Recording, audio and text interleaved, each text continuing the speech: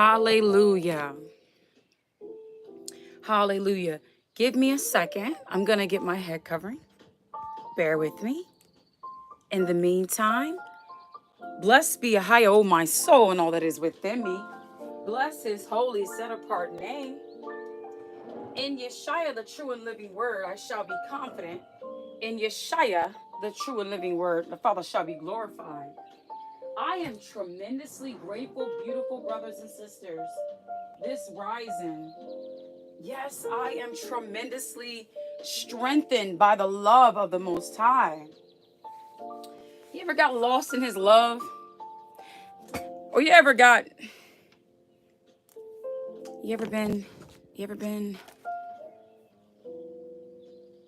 so in depth, like so into his love? I don't even care about the word right now. My expression is you've been ever so in him that other things that used to matter, you see how silly they were.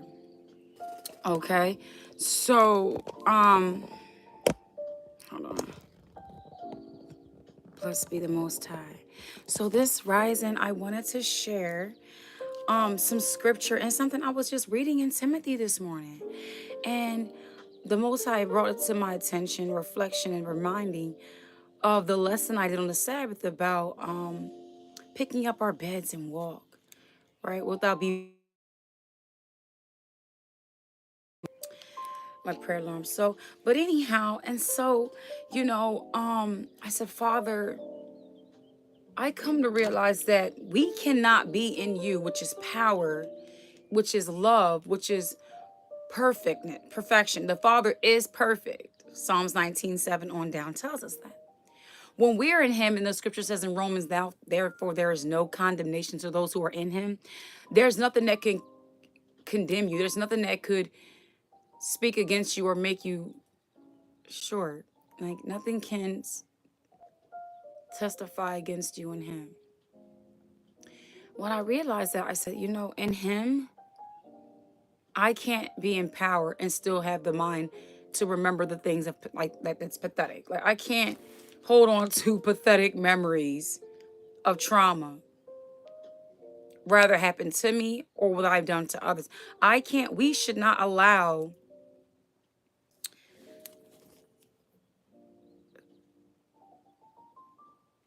things to glorify and testify louder than the glory and the essence of the truth that our King that we serve represents. If we know him to be true, we know him to be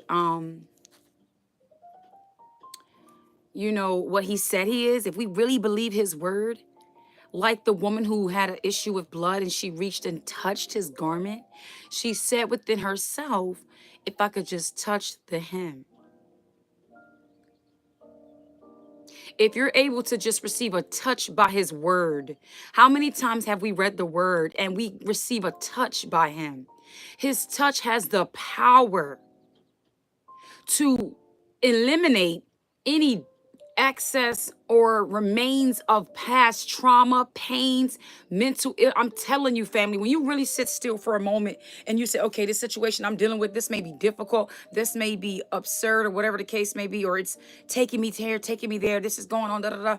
When you really sit still, you really say, Father, this is beyond my reach and out of my control. But I know in your word you said that you are able, you're faithful.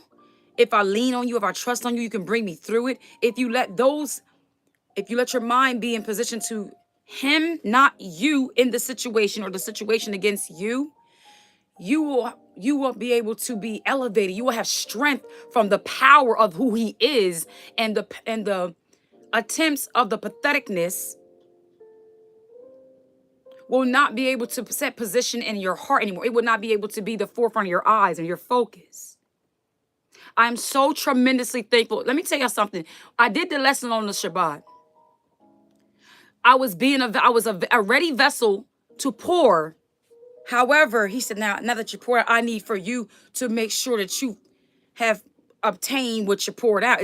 There's a time where sometimes those who are leaders or those who are being used, we are so used to receiving to give, receiving to do. But he is a great shepherd that will make sure that you get what you also poured out. And I'm thanking him in this moment for the pouring into me still, because I was reminded that of the word when he said to the man, wilt thou be made whole?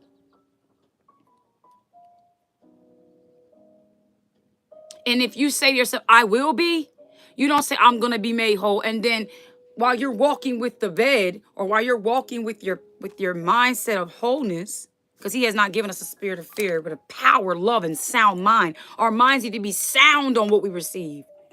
Not dizzy, not confused, not complacent. Ooh, my honey just pouring all over the place. We need to really make sure, oh, darn it. Anywho, we need to really make sure that we make that our minds are made up, because the enemy will see the wicked one, the spirits that we wrestle against will be able to read you and see you're not solidly made, mine's not made up. Now, I was reading here in 1 Timothy. Yes, I know Donald Trump has won the presidency in the United States. I know that my state,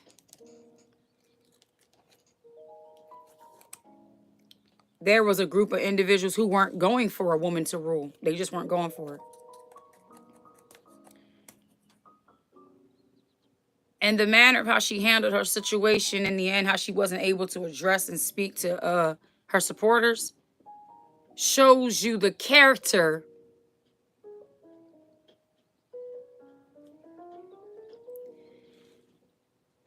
excuse me, and the very essence of who she is. And see, the Father saw all that. We have to understand that it's the Creator who puts and sets up kingdoms. It is the Creator who sets people in positions of power. And the Creator, for such a time, see, even if there are not in his laws or whatever, the Father knew that Trump had to sustain. He put Trump in the position he needed to put him in. That's the bottom line. I did not vote. I mind my business. And I also woke up early in the wee mornings to pray. I definitely did pray. That was before any president was elected. The reason why I prayed as a servant of the Most High, a daughter of the Most High, is because we know that if you don't pray for those who have power, you want to pray that they yield to the will of the Most High. And that's what I prayed. I prayed that they yield to the Most High's will concerning his people and all people.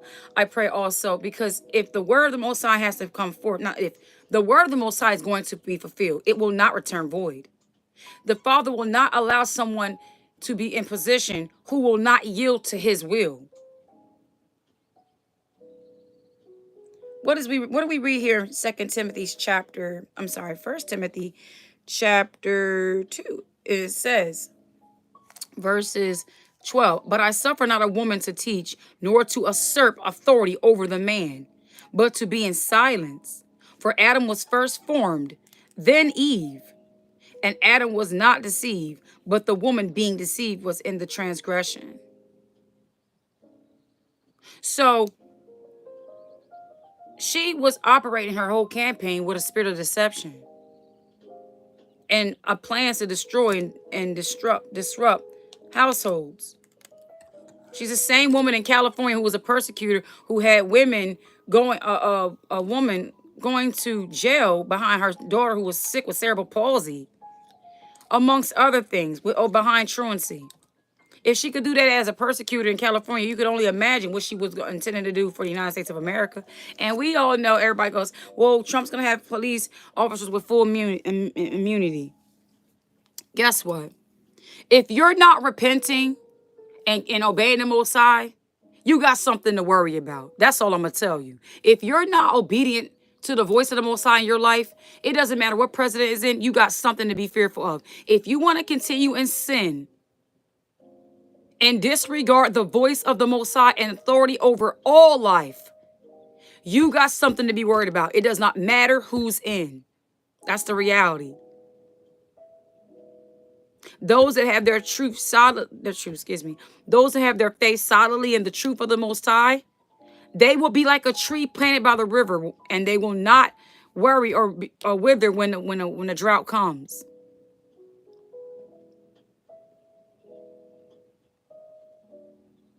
Strength, joy, peace, sound mind, these things that the world does not give, presidents cannot give. It comes from you being in solitude with the word of the Most High. That's the foundation of all things. Oh, guess what? Black, brown, Indian, whatever. No woman should be running a country. I'm a woman. We ministrate, and if not ministrate, we have menopause. Women are too emotionally driven than a man. There are sisters like us, some of us that are able to be logical thinkers. But if a woman's going to say giving rights to the daughters of Zion, so-called black and brown women, giving them license to abort their children, and think that the Creator is not fed up with the blood of the unborn. And then he said, well, Trump says, yeah, he was going to be allowing people if your consequences for abortions. Yeah, guess what? The Bible says, the Bible already declares consequences. Neither of the two parties are fully in the will of the Most High as their life yielding to a service of worship. So it's the saints' responsibility to be watchers and to intercede and to pray. And that prayer needs to be whoever's in the seat, that they yield to the will of the Most High. And that the kingdom of the Most High, thy kingdom come, will be done on earth as it is in heaven. It ain't no going to heaven. No, the kingdom of the Most High is to come. That's what we're continually praying for. Because when it's all said and done, the people will only know righteousness by judgment. No one really wants a life where you could just freely live how you want to live, and there's no consequences for that type of behavior. That's not order. Disorder brings disruption of peace. And if women think it's okay to cock spread their legs open and have unmarital sex and abort their child's life as an option, but yet they were chosen and given the opportunity to have life, and they think that's okay, we want to get entertaining puppets to try to pipe us to sleep and play us a tune, a lullaby. We're not tired no more. Nap time is up. And there are people who the Most High put his spirit on, like he said he would do in the last days in the book of Joel. And he's going to make sure that those who have a heart after him will hearken and follow and seek him. And the standard of righteousness is not to be compromised with. I'm going to just put it to you like this. I've never heard of a presidential candidate campaign or any type of election in history that I know of where the Amish stepped up. The Amish stepped up on this one. Yeah, the Amish. In my state, they stepped up. Why do you think? They're old-fashioned. They may be in error. I may not agree to the Amish and their, biblical standpoint, but the Amish, they know that the Bible does say that a woman is not supposed to have authority over a man. A woman's not supposed to have authority. Let me tell you something. There were women divorcing their husbands behind Kamala Harris. The spirit that was driving her was to bring division between man and woman. It was the same serpent spirit from the garden. Just look around and see what was happening under the Biden administration.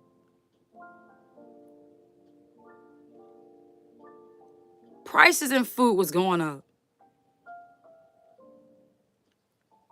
All type of bombardment in the country. Folk fed up. Yes, we got tired of Trump's comments and his, belligerent behaviors in certain settings. That's a businessman. And I feel like the father definitely made sure before either one of those two were born, he already knew who was going to sit in that seat. This is why my standpoints on why I didn't vote. Because, like DMX said, in the beginning of the day, at the end of the day, it's going to be the Father's will. Man, let me explain something to y'all. Do they ask you for votes when they're trying to send money over for war? Does the American people's votes matter then? Does the American people's votes matter when they want to send funding to other countries? Do our votes matter then? Our votes don't matter then. So if our votes don't matter when they're sending funding to other countries, if our votes didn't matter when they allowed others to come into the country, if our votes didn't matter when you had Venezuelans with $4,000 food stamps and all this other stuff going on, if our votes didn't matter then, I'm not gonna sit here and believe that our votes really truly matter. See, let me explain to you what the votes actually just tell the Electoral College, where the American people are at. How much did our manipulation through the chokehold of campaign through the summer and all throughout whatever, how much did it take a grip? Who did we influence? So we know how to continually influence. That's what the whole thing behind social media is about. Social media now, you can become an influencer and you're famous because you have influence. Doesn't matter if it's good influence, bad influence, foolish influence, unnecessary influence, idle influence, detrimental influence, positive influence. It doesn't matter. If you have influence, you can make moves. Well, I'll tell you about a man who had influence, and his very life was on the line. It's the Messiah.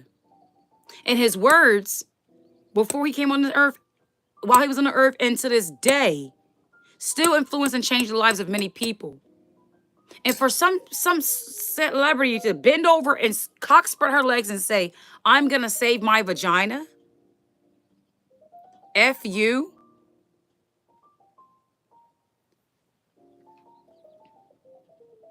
See, the season and the spirit of the degenerate, ignorant, ratchet, classless, no decorum, no shamedness.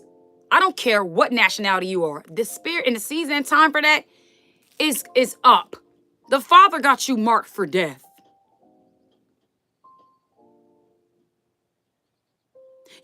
Those that want to continue to live their life as a sacrifice for negative influence, for influence to bring harm to others.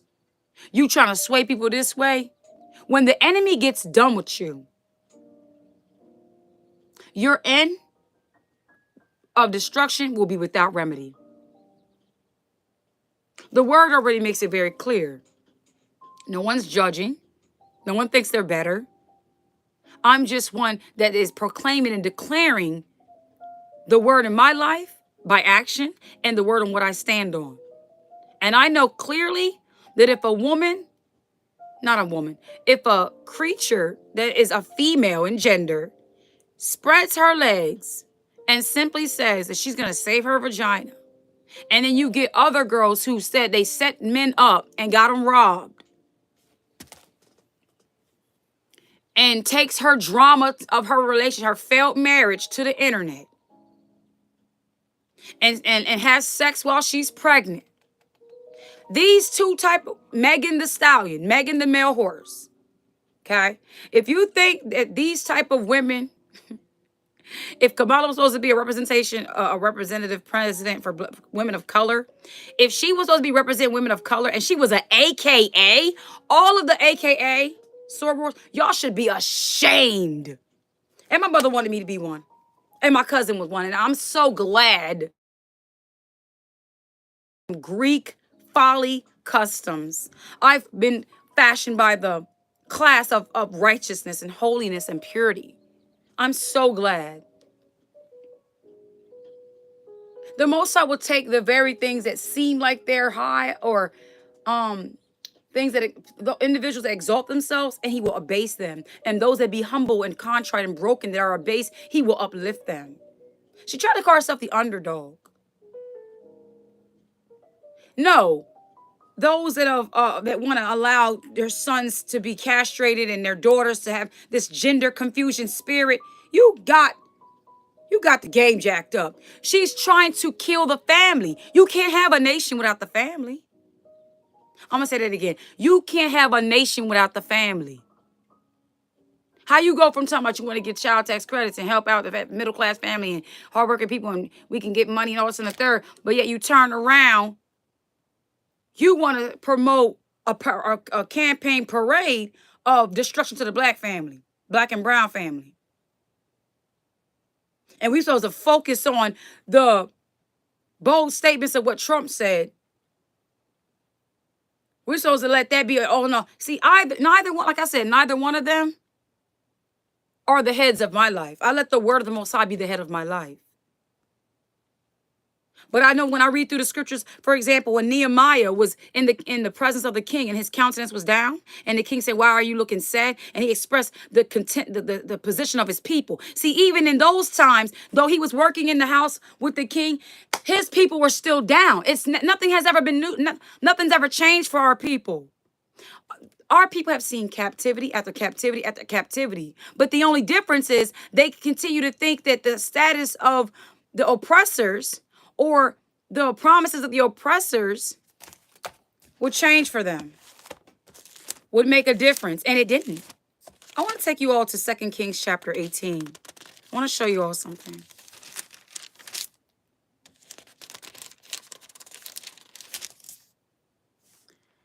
All right, Hezekiah's reign. Now it came to pass in the 3rd year of Hosea, son of Elah, king of Jacob, of Ephraim. When it says Israel, it's addressing the house of Ephraim, okay? Ephraim was the northern house, okay? The northern tribes. Ephraim was the reigning house. And then you have Reuben, Gad, Issachar, Naphtali, Simeon, Asher, Zebulun, and so forth, okay? And that Hezekiah son Azaz, the king of Judah, began to reign. So you have Hosea, the king of Elah. I'm sorry, Hosea, son of Elah, king of Ephraim, that Hezekiah, the son of Ahaz, king of Judah, began to reign. That's evidence right there. There were two kings, king for the southern, which was Judah, and king of the northern, which was Ephraim. Okay, so you might read here, it says Israel, but in other words, it should have been Ephraim, okay? Because Ephraim was the reigning tribe of the northern house, okay? Let's proceed. 20 and 5 years old was he when he began to reign. He reigned 20 and 9 years in Jerusalem. His mother's name also was Abi, the daughter of Zechariah. And when he did that which was right in the sight of the Most High, according to all that David his father did, he removed the high places and brake the images and cut down the groves and brake in pieces the brazen serpent that Moses had made. For unto those days the children of Ephraim did burn incense to it and called it, I don't want to say its name, okay? It's in the scriptures, 2 Kings 18, verses 4. You can read for yourself, okay? We are not to be calling the names of these other, we are not to be circumspect to speak the names of other gods, okay? Even though it's written there, I have respect and I am sensitive to the honor of my father. I will not speak those unclean names.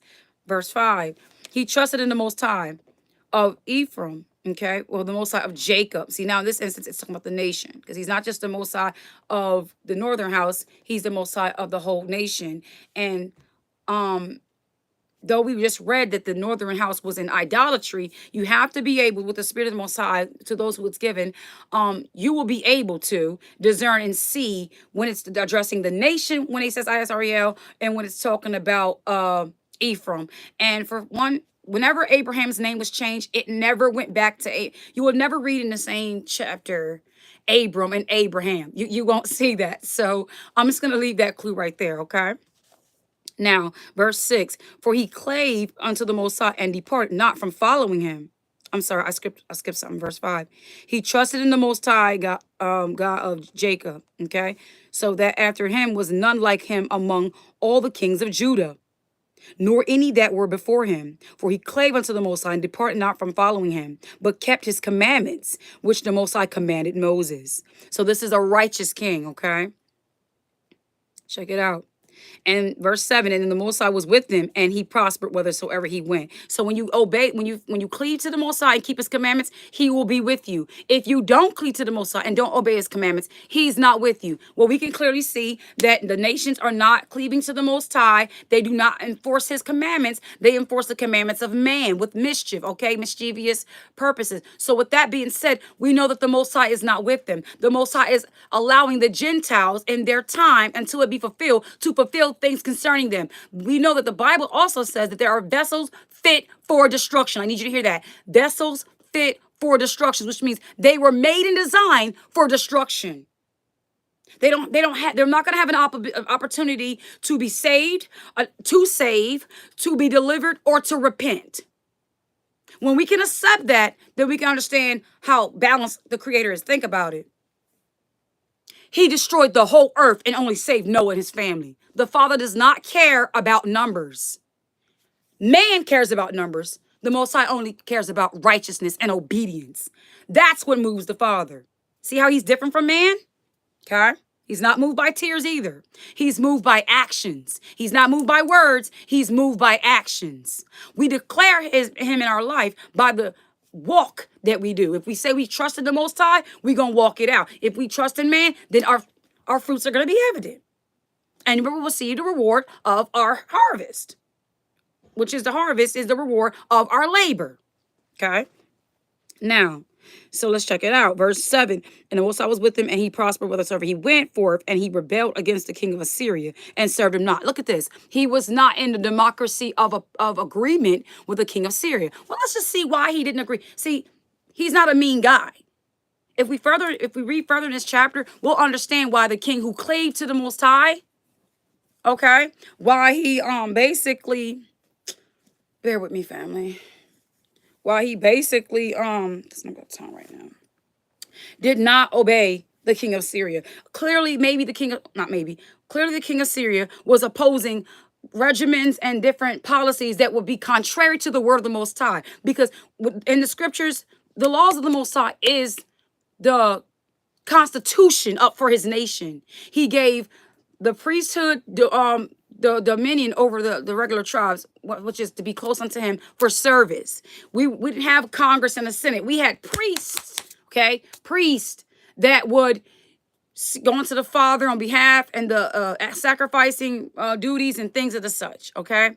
Because we were a holy nation, a peculiar people that's above other people. Because why? The standard of holiness and the oracles of the Most High was given unto us, okay? The children of Jacob, the so-called Black, Hispanic, and Native American Indian, okay? Let's proceed, all right?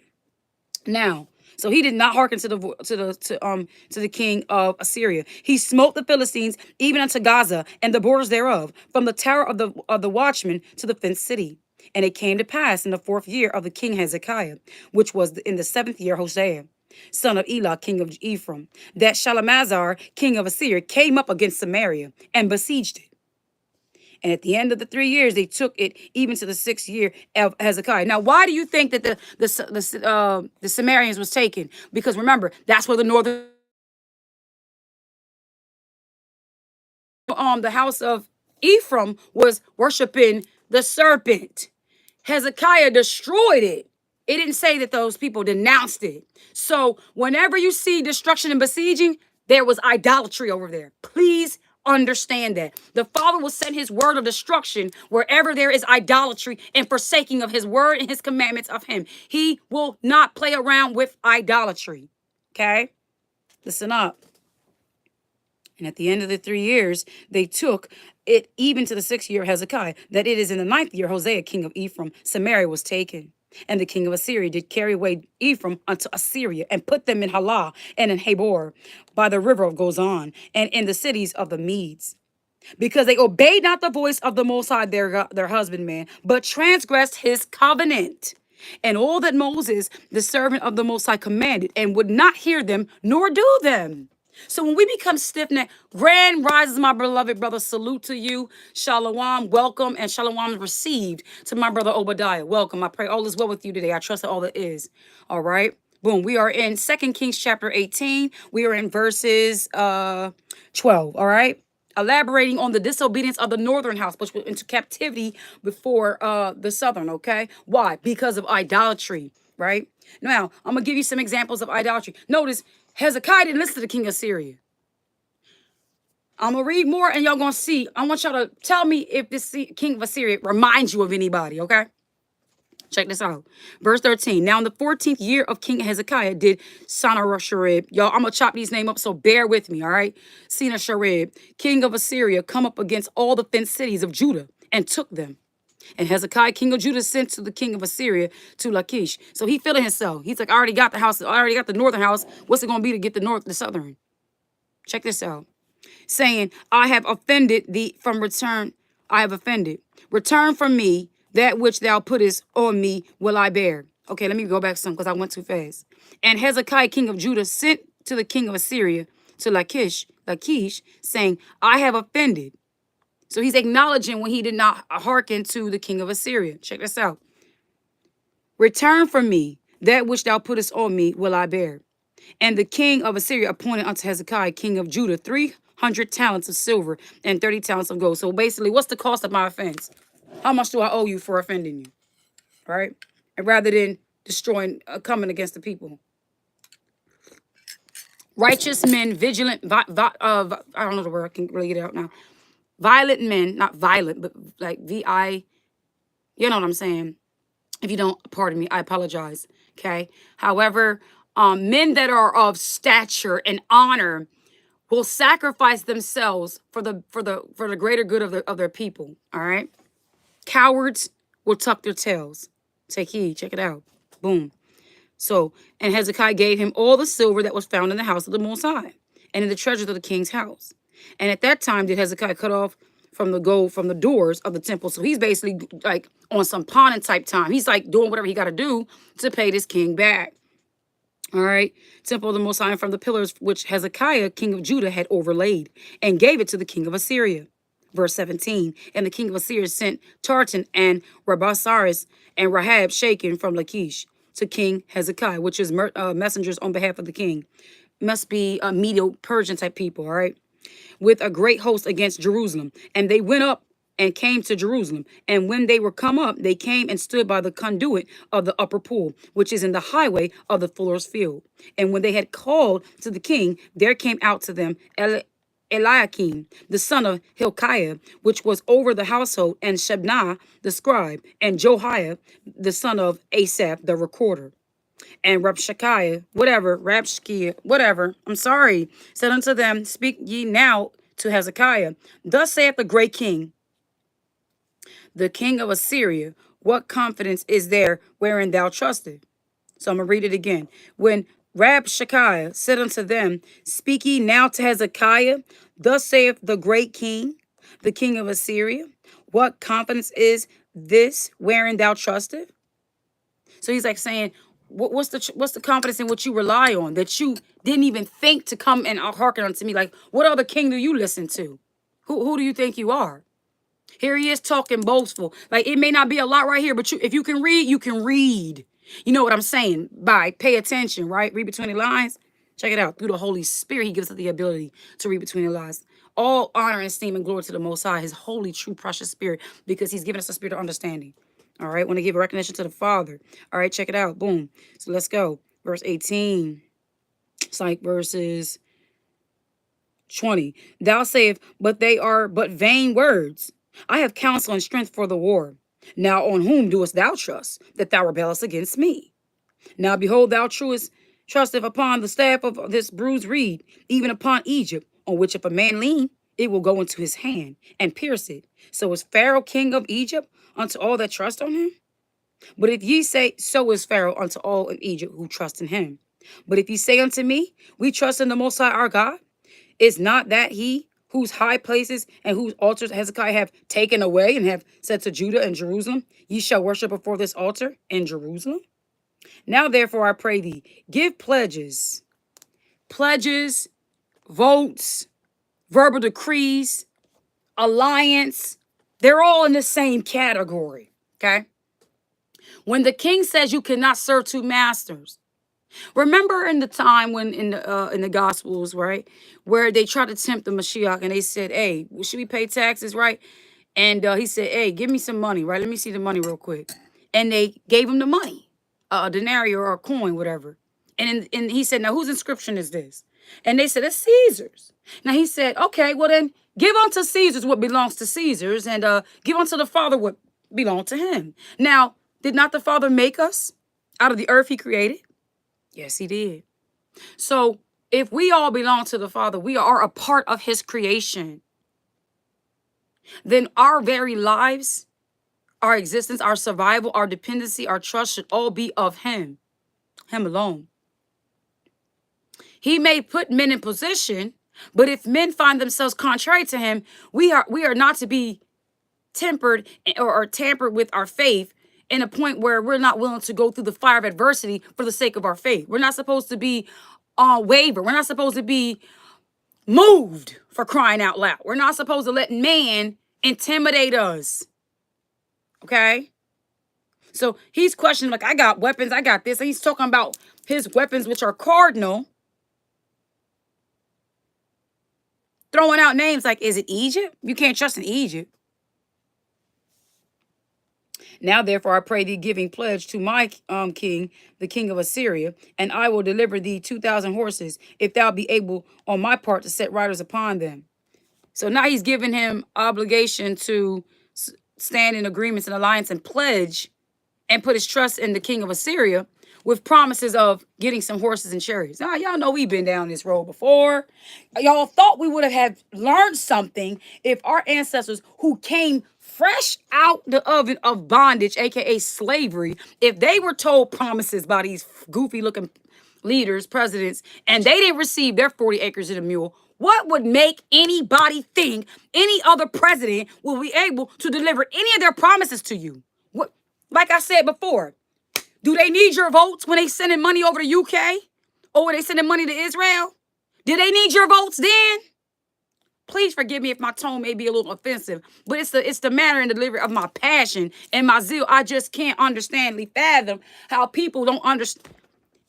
After you submit your points, your votes, the Electoral College had the final say. Has anybody met the Electoral College? Proceeding on. Verse 24 of 2 Kings 18. How then wilt thou turn away the face of one captain of the least of my master? Watch going off. I'd have to move away from the screen just to stop it. So I'm going to just keep snoozing it. All right. So he's talking trash. Like, man, not only I got armies in this, he said, but like the least of my captains, y'all ain't even really, like, y'all don't want that smoke. So he's talking mad trash over here. Right. Remember, we were birthed from our nation was birthed from the womb of a miracle. We came forth of a woman of old age, Sarah, our foremother, who wouldn't have considered giving birth, counted him faithful, and was able to give birth. So we are people that come from the impossible. So when people doubt us, according to what it looks like, Mosai always spin the block on them and show them, I'm not the one to be sleeping on. So please don't play with my people like it's a joke out here. No, we don't have weapons. No, we don't have anyone in the house that represents us. After all, it's the White House. Did y'all forget? We were only allowed to build and slave, and probably some died in the process thereof, building, but you are never allowed to dwell in. Did they change their rules? Did they change the status of what our men are identified with? 3/5? Did they say, announcements, you are now counted as a man? Okay, we can give you rights. Just listen to that. We can give you rights, which means we're still in authority over you. What we say you have the right to do, we say that we have the right to do. What we say you don't have the right to do. So for anybody who think you're not a slave, Like they told the king when they said, we be the children of Abraham. We don't be no slaves. He said, but you are seeking to kill me. You don't be the seed of, I know that you're the children of Abraham, but you ain't after the faith of Abraham. See, you don't act like Abraham did. Because see, Abraham was sovereign. You know how he was sovereign? He was called out of his father's house of the Chaldeans. You know what made him sovereign? His denouncing of idolatry. You know what made him sovereign? Trusting in the Most High to go into a land where he may have inherited, died, yet receiving not the promise. So shout out to all my brothers and sisters out there in this truth that's sovereign, walking in the liberty the Most High, the Mashiach have made us free. Not a liberty for cloak or sin, but a liberty to proclaim and to be living testimonies of his glory in essence and presence in our life. How he will move mountains for us and they be cast into the sea. How we would defeat and slay dragons for him. Ambassadors of sovereignness, of pureness and holiness. Generation of priests and priestess. Hallelujah. Check it out. Let's get to verse 25. And now I come up without, he said, and now I come up without the Most High against this place to destroy it. Without my king, he says, to destroy it. The king said to me, go up against this land and destroy it. Then said Eliakim, the son of Hilkiah, and Shebna and Joaiah, unto rap something. Y'all know the little Medio Persian person.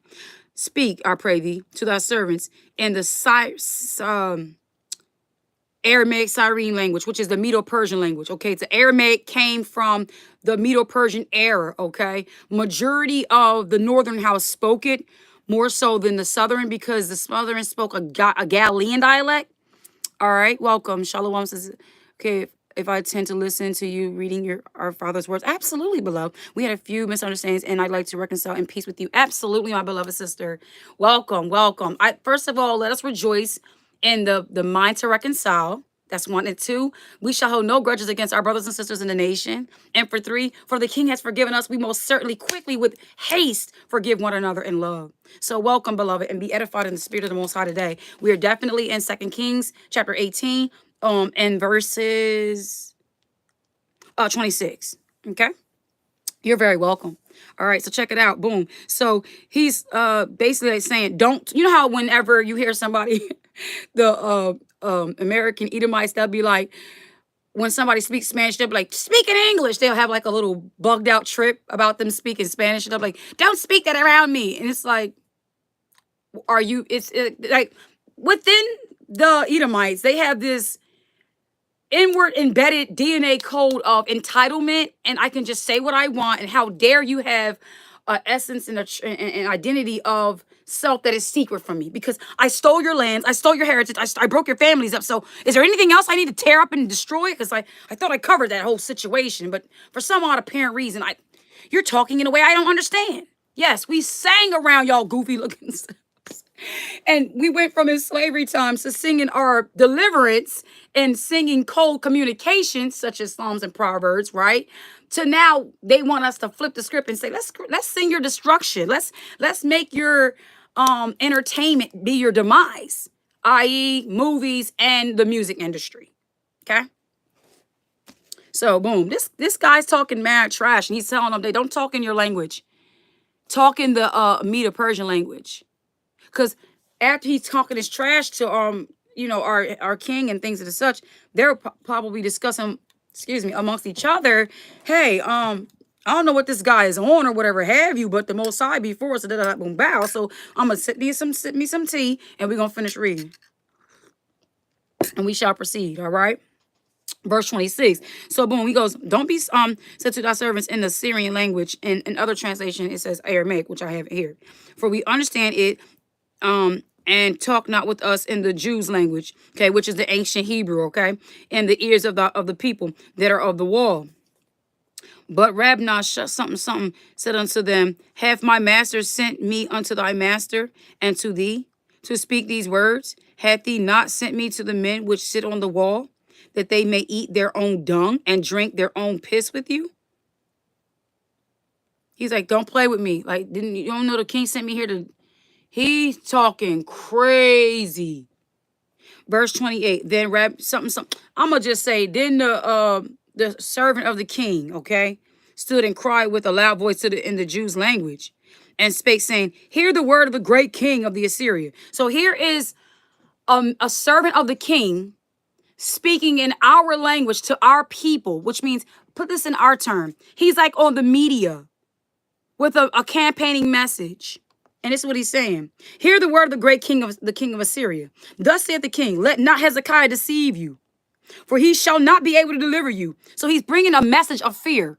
Like our brother Obadiah put out the post yesterday about Lamentations 4, I believe, where it states that we have heard, we have failed wanting to hear a good report and having trust into these heathens. Like, it's nothing they can do for us. You see, he's now trying to make Hezekiah look bad because Hezekiah didn't want to listen to the king, because Hezekiah cleaving to the Most High and he destroying all these altars and idolatrous things. So every time when a person makes an outward bold stance for the Most High, here come the little hating spirits. Here they come, ready to try to make life hard for somebody, right? Who's trusting in the Most High. Because if you're not a threat to the kingdom of darkness, then you're not a target. But once you become a threat to their kingdom and start shaking the rattling the fence a little bit on them, once you done decoded the code and got out the cage and they come doing a count and you sitting there with a bat in your hand ready to take their head clean off, then they're ready to get. Check it out. So here come the king's servant of Assyria talking all crazy out his neck in our language, manipulating our people with a message of fear, okay? Saying, don't listen to Hezekiah, he's going to deceive you. So now here's the divide and conquer, trying to use our language to have our people think that you're not supposed to trust in Hezekiah. Neither let Hezekiah make you trust in the Most High. He ain't had to be that bold and say it. He ain't have to go that route. See, let me tell you something. These presidential candidates and these leaders and these governors and mayors and these celebrities, they're not going to clearly say out loud, don't trust in the Most High. But you have to have discernment to know if they're not telling you to trust in the Most High, clearly they're telling you not to trust in the Most High. It's not no, it's time Shafiq over here, family, like for real. I'm sure when the disciples asked the Mashiach, have you come to deliver us the rulership of Rome? They were confused about the Romans ain't speaking for our best interests. The only one that was in bed with the Romans was the political sorcerers, okay? The political sorcerers priests, okay? Who now you call today pastors. They got spiritual advisors, right? And do these spiritual advisors speak on behalf of the word of the Most High, on behalf of his people for the best interest? No, they do not. He had what the girl name? Randa. What her funny looking name? Paula White. And then you had Obama with T.D. Jakes. And now you can see T.D. Jakes was over here busting it wide open, okay, down there at the Diddy parties. The Most High is trying to explain to us and showing us clearly now this day that you cannot trust these people who want to be the political gatekeepers, aka spiritual gatekeepers, okay, who want to continue to enforce the dominionship of darkness and kingdom and rulership of sorcery powers that we wrestle against. Like, we ain't nobody finna be playing with y'all no more. We're not trying to hear none of that. Cardi B, sit down. Megan Thee Stallion, sit down. Sexy Red, get you some mental health, boo-boo. All y'all need some help. LeBron, so many of our sons and our husbands, our men and our brothers. See, let me tell you something. She had a sorcerer's spirit with her that she could take a good man who really loves his woman. This is how Delilah was.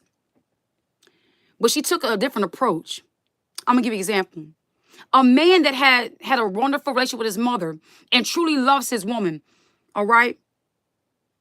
She had to come to them and say, she had to pull the coattail on the support woman from support the woman on, use that ticket on him, because that's his soft spot. Because see, she can tell he loves his wife. He's been with his woman since high school. He's a father to his children, and she loves his wife. So, how can I use that for my benefit? See, I watched this show called Prison Break, and it was a man in there by the name of Michael Scofield. And when he was in jail, before he went to jail, he scoped out how he was going to break his brother out because his brother was unloving lawfully, I'm gonna say, his brother was innocently charged for a murder of a vice president's brother, right? And the woman, and it was a woman. It was a woman. And the vice president's brother was never dead. He just got framed because the father of the man that they framed used to work for a secret agency under the government officials that was doing some dirty, corrupt work. And the father got out of it and they were mad.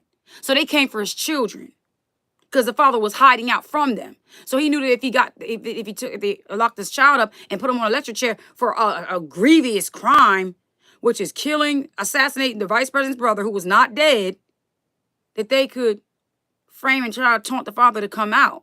So what am I saying here? In the show, it was a woman who was behind all of this. So take heed, family. Like, I'm not trying to be funny, but if you looked at all the Disney characters, it was queens who was wicked. Y'all remember the rulership of Queen Elizabeth? She wasn't nobody's saint. Why do you think America chose to? What do you think that their founding fathers broke out from Great Britain to begin with? A woman is not supposed to be in position of power. I'm gonna just say that. I don't care, because even when Esther became queen, you can read through the scriptures of the scrolls, right, and see that she still operated in submission and reference as a daughter of Zion, and knowing not even to eat the king's defiled meats, and to listen to her uncle Mordecai, and to use her position and her power to execute the righteousness of the Most High. She understood your favor, they can call it beauty, your favor, Father, your loving favor, your loving kindness put me here for such a time as this, so that your will be done. No, Kamala was trying to use cunningness and subtlety and division and destruction to gain, to win. Disregard, yes, okay, Trump got his issues too. But if only the Most High has the ability to look at the hearts of both individuals and to know that according to my word, which one's going to fulfill what I need to be fulfilled. I don't got time for no offsets in my word. We're going this way. You can sit down. We're going this way. Thus saith the Most High. That's just how that goes. All right. So here, boom, we got this king over here trying to manipulate our people and say, don't trust in the king. Right. So we can see the voice of manipulation. It ain't nothing new. It's been happening. It's occurred even in the times of old, right? Because we're reading it here. Check it out. Telling them, don't trust in your king, nor trust in the Most High. See, when somebody tell you that, they basically say, here, take this in a kind way. Can somebody tell you kindly kill yourself? No, it doesn't make any sense now, does it? No, it doesn't make any sense. So what is different from these political promises? What in the world is this? On the television. See, they just can't help themselves with these demonic movies and stuff. You hear me, family? So is the same for this king saying, don't trust in Hezekiah, nor trust in the Most High, but trust in the king of Assyria. For we know that the Most High told us, when you go into these lands, take heed to yourselves, that you do not defile yourselves, and pick up the customs or the ways of the strangers round about you. Don't do it. Check this out. Boom. He said, hearken not to Hezekiah, for thus saith the king of Assyria, make an agreement with me by a present. So present your sacrifice and come out to me, and then eat ye every man of his own vine and every one of his fig tree, and drink ye every one of the waters of his cistern. So though he can permit you promises, the Most High can curse you. And what you do obtain, if they do fulfill their promises, it'll be cursed. It's not going to fulfill what you thought it was going to fulfill. See who got the last laugh now? See who's fully in authority? It is the Most High that sets up kingdoms and sets kings on thrones. It is not the people. And it certainly ain't no unruly woman. Until I come and take you away to a land like your own. Tell me, I'm going to take you. He trying to, don't this sound like the spirit of Pharaoh and Satan? Herod, these haughty, proud men who, it sound like an Isaiah 14:14. I'm going to be your God. Worship me. I'm going to deliver you into a land. Excuse me, buddy. Oh, I'm burning up in here. I'm working. Oof, the word like fire, family. Okay. So he says, and a land of bread and vineyards, a land of olive, and of honey, and that ye may live and not die. And hearken not unto Hezekiah, but when he persuadeth you, saying, the Most High will deliver us. Hath any of the gods of the nations delivered at all this land out of the hand of king of Assyria? So he's basically boasting in the reputation of the king of Assyria. Who gave the king of Assyria the lands over the king of Assyria? The Most High permitted him. Dad. What do you mean? Now I'm confused. Stand still. We are under the time of the Gentiles, beloveds. Each dominionship and each kingdom has a set time of their rule. When the Most High permits things and allows things, doesn't necessarily mean he's with them as he was with David. Okay? We need understanding on that. All right? Now, that's what also should keep us humble, because like as we have been a nation that disobeyed and forsook him, he allowed the other nations to come and besiege us. All right? And so he allowed us to besiege other nations when he was with us, okay? Because after all, the earth is the Father's and the fullness thereof. Now, so he asking questions like, where is all these other gods at? But see, our Father's not like these other gods. And that's where he got the game jacked up at, see? Check it out. He said, but the people held their peace. They ain't say nothing to him. They ain't pay old boy no mind. And answered him not a word. For the king's commandment, they followed through and they upheld the word of the king by their actions. People will say they with you. People say they got your back. But if they don't follow through, you can't take them serious. Look at there. All those people supported Kamala. And where was she at when it was time to say? The girl couldn't come out the thing. She had no rep. What they call sore loser. No integrity. No dignity. And it's a taboo thing when a team beats another team and you can't at least shake your hand at the end of the game or give a hug. Like, even boxers do it. You mean to tell me, Kamala, you too good to take your L and sit down somewhere? Maybe all that twerking and all that popping and all that funky aroma that you set off in America, the atmosphere stench has gone before my father and he's fed up. What's your goofy looking soul? Check it out. So it said the people held their peace and answered him not a word, but the king's commandment was saying, answer him not. Then came Eliakim, the son of Hilkiah, which was over the household, and Shebna the scribe. I want to get to the part where when a prophet came and spoke. I'm going to just jump on down there. Okay? Let me show y'all how in our nation in history, we had kings who would seek the prophets, to have the prophets seek the Most High for counsel, direction, and guidance. That's where they get the spiritual advisor idea from. You see how cute, oh, America wants to be like their big brother, well, their little brother. That shows you that, Esau, you were never supposed to rule. I know. You want peace. I know. It's interesting, isn't it? It's interesting that when a servant is in position of rulership, that it's utter chaos.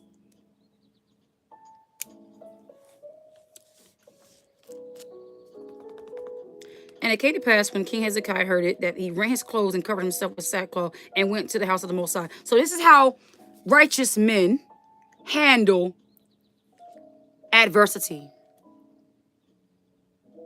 They rent their clothes. You don't got to literally rent your clothes now, but, you know, they rid themselves. It's like an expression of anguish. They don't punch a wall. They don't go to the bar. They don't get on a platform and gossip. They don't go shoot a pool at the bar. They're not smoking cigar. They're going before the Most High.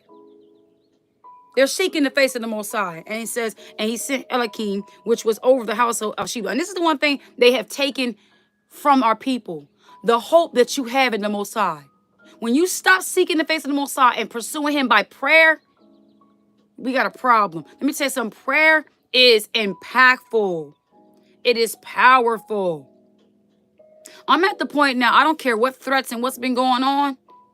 I am sure of, like my children was having Bible study last night and just meditating the scriptures. We prayed and the Most High said, it don't matter who gets in, y'all are covered. What I'm going to do? sit here and be troubled. When you know the Most High got you, where did that confidence come from? My relationship and my time in prayer. See what I'm saying? Now, so he sent Eliakim, which was over the household, to Shebna the scribe and the elders of the priests, covered with sackcloth, to Isaiah the prophet, the son of Amos. And they said unto him, Thus saith Hezekiah, this day is a day of trouble and the rebuke and blasphemy from the children of to come to the birth. Children are come to the birth. And there is not strength to bring forth. Let me read that again. They said unto him, Thus saith Hezekiah, the king's message. This day is a day of trouble and of rebuke and blasphemy, for the children are come to the birth. Which means there was a decree and danger to the unborn. What did John Brown was Kamala talking about? Let's go ahead and you can kill your kids. You got the pro-choice, or whatever I don't even know what the name of the foolishness is. Reality is, it's interesting how you was campaigning on a little field trip to the HBCUs where a lot of Daughters of Zion was at. It's quite interesting. We get abortion clinics. They get these clinics that help them have children. Who are you really talking to then? Okay. It may be the Most High thy husbandman will hear all the words of the servant's king, the king's servant, sent to whom the king of Assyria, his master, have sent to reproach the living the Most High, and will reprove the words which the Most High thy husbandman have heard. Wherefore lift up thy prayer for the remnant of that are left. So the servants of the king Hezekiah came to Isaiah, and Isaiah said unto them, Thus shall you say to your master, Thus saith the Most High, be not afraid of the words which thou hast heard. This is my thing this is the word I got for my brothers and sisters today. I don't give a John Brown about no inauguration, about who won the votes, none of that. Take heed to the scriptures of the Most High. Take heed to this right now. Okay? Go ahead and get your highlighters and highlight for yourselves Isaiah, Second Kings, chapter 19, verses 6. And Isaiah said unto them, Thus shall you say to your master, thus shall we say to the kings and the president, we are not afraid of your words, which we have heard, with which your servants, your media propaganda promotes, of Babylon, have blasphemed the Most High. Let that be your prayer. Let that be your confidence, brothers and sisters. Behold, the Most High will send a blast upon him, and he shall hear a rumor, and shall return to his own land, and he will cause him to fall by the sword in his own land. The Most High gonna kill y'all, goofy-looking Edomites. So the servant of the king returned and found the king of Assyria warring against Libnah, for he had heard that he was departed from Lachish. And when he heard say to some king of Ethiopia, Behold, he is to come out to fight against thee, he sent messengers again unto Hezekiah, saying, Thus shall you speak to Hezekiah, king of Judah, saying, Let not thy God in whom thou trustest deceive thee. Saying, so he just kept trying to manipulate. I'm going to stop right there because I feel the year where I'm at right now. But what the main focus of what the Most High wants us to focus on is 2 Kings chapter 19, verse 6. Let me tell you something, family. It wouldn't have mattered who got in there. It wasn't going to be well for Jacob. It wasn't going to be well for Jacob. There ain't nothing from 40 acres to the mule till now they can give you. Just keep that in mind. Reparations is just a newer modern term of 40 acres and a mule. They're not hearing the argument. They don't give a John Brown. You know why? Because they know that some of our people don't know that the kingdom has been given unto us. He's like, if you ain't preparing yourself for the marriage supper of the Lamb, that's not our problem. But this is their supper. This is their feast. This is their time. And their time is running short. And they can't afford to share their rulership with us who gets the earth and eternity. So what it's time to do is pay attention, take heed, for the kingdom of the Most High is at hand. Set your houses in order and remove our sins that so be easily beset us. And keep your eyes, look unto the hills from whence come your help. Our help comes from the Most High. Look unto the hills from whence comes our help. Our help comes from the Most High. Trust not in man and lying words. How long will we be simple? So I'm about to get on off here, family. I've been on before y'all for some time. All praise to the Most High for the ability to assist and to serve. I pray that this message edified you all in the manner it was supposed to, and that it would bring forth fruit in due season. I thank the Most High for those who are faithful and they are diligent and they are enduring in these times. And when your faith begins to waver, beloveds, you think upon his faithfulness. Just open the scriptures. If you got to pull away from the media that's feeding you the reports of the servants, remember, the media is the mouth of the beast. Okay? It's not to edify you. Okay? There is no truth in the land, for the righteous man ceaseth. So let's walk uprightly and be faithful servants found so doing. Love you all very much. Pray you all have a wonderful day. Peace and blessings.